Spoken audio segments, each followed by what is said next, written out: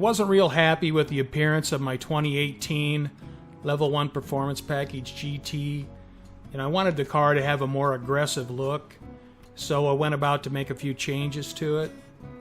And the first thing I did is wanted to get rid of that chrome pony in the grille. And it looks like the only way to change that pony out is to completely remove the nose of the car, and I didn't want to go through that, so I wanted to try this first. And it's peelable paint. And so what I did is I masked off the pony, cleaned it real well with some isopropyl alcohol, and then misted a few coats of this black paint on it.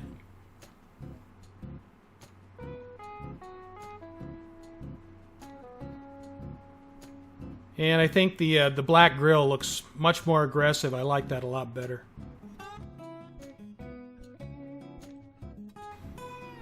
The next thing I did to the car doesn't really have anything to do with its appearance, but I wanted to install a set of BMR jacking rails to the car. And I was worried about jacking the car up and rolling the pinch weld, or flexing the body in a way that that things don't line up well when you're done. So I wanted to install a set of these jacking rails to stiffen the car up, and just to make it easier to work on and get a little more peace of mind. You have to clean some of the body sealer off to get the jacking rails to sit flat against the chassis. And you got to remove 2 bolts in the back.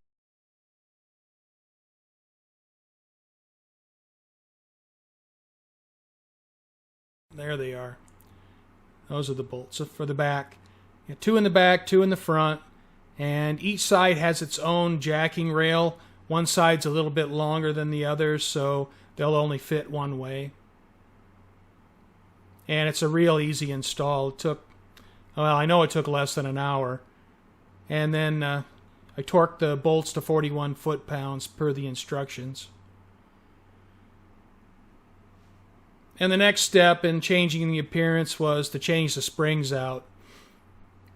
And I bought a set of Steeda Progressive Rate Sport Springs.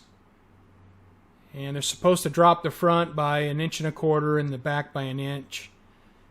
And I have an OEM spring compressor. It's a pretty low dollar tool. It's like $35, and if you're into this stuff, just spend the money and get yourself one. One thing you have to do is the bumper for the shock, you have to cut that down, so I trimmed that off right there at the first donut. And here it shows the springs installed. I had a hell of a time getting those spindle bolts out. In the videos on YouTube, they just tap it with a hammer. I wailed on that thing with a 4-pound hammer, and I had a hell of a time getting them out. And time to start on the back. First thing you got to do is get the shocks out.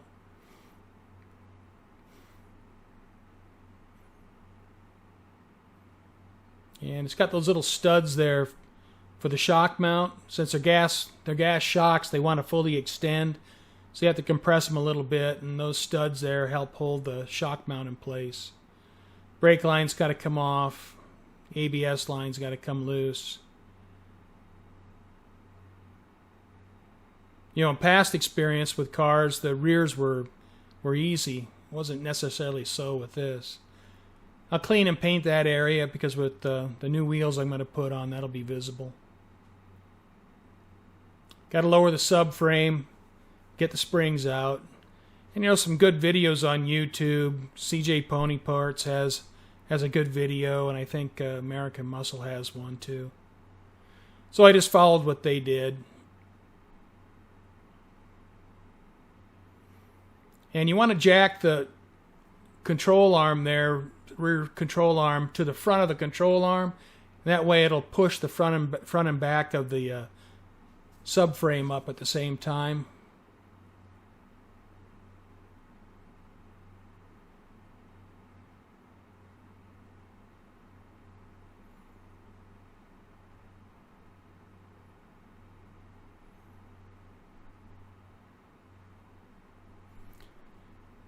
And I had a hell of a time getting those springs out.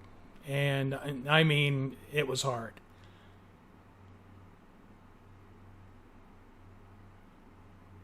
So what you got to do, at least in my situation, is you got to get rid of that sway bar link so you get a little more free play. In order to get enough movement in that lower control arm, I threw a rag over the rotor and the caliper and then leaned on it with all my body weight while turning the spring, looking for a sweet spot where I could get it out. And it was hard. It was hard getting it out.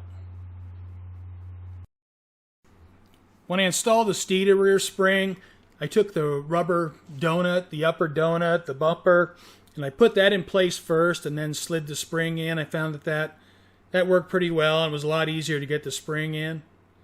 And then to put it back together, you just go the opposite way you took it apart.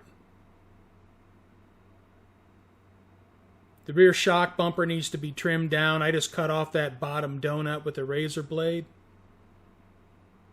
There you can see the donut laying there. I have electric impact, and if you want to do this job, I would highly recommend getting yourself one.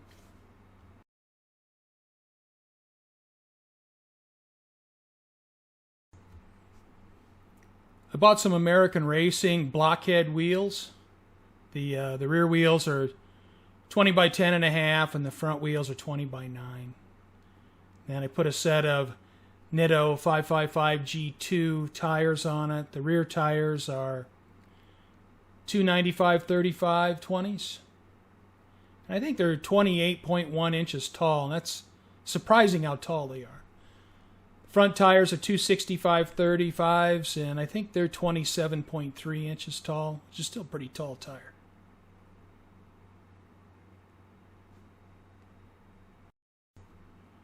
You know, one thing about the thin 5-spoke open design is any wheel weights are they're going to show up like a sore thumb. So you got these pale gray, almost white wheel weights, and they're just super obvious. The first thing I did, I bought the wheels from CJ Pony Parts, and I just bought them all done.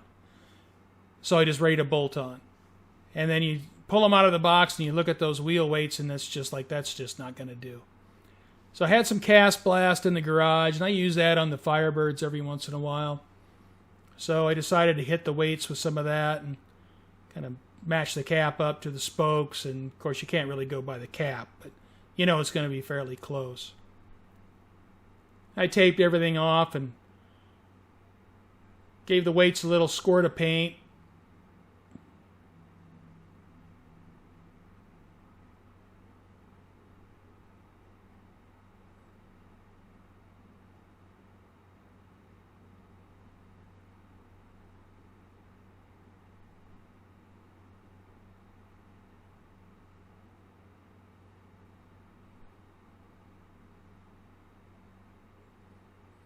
And you peel all the tape and paper off, and I mean, they're still there. If you look for them, they're visible, but the gray paint kind of hides them a little bit where they fade into the background some, and they're not nearly so noticeable.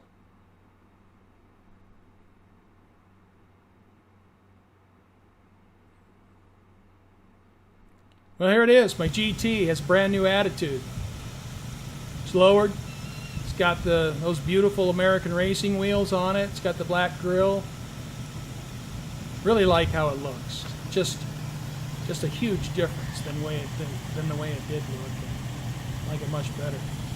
The Steeda springs, they're a little bit stiff. Even the progressive rate springs. You know, you think the Performance Package 1 springs would be kind of stiff, but these are noticeably stiffer.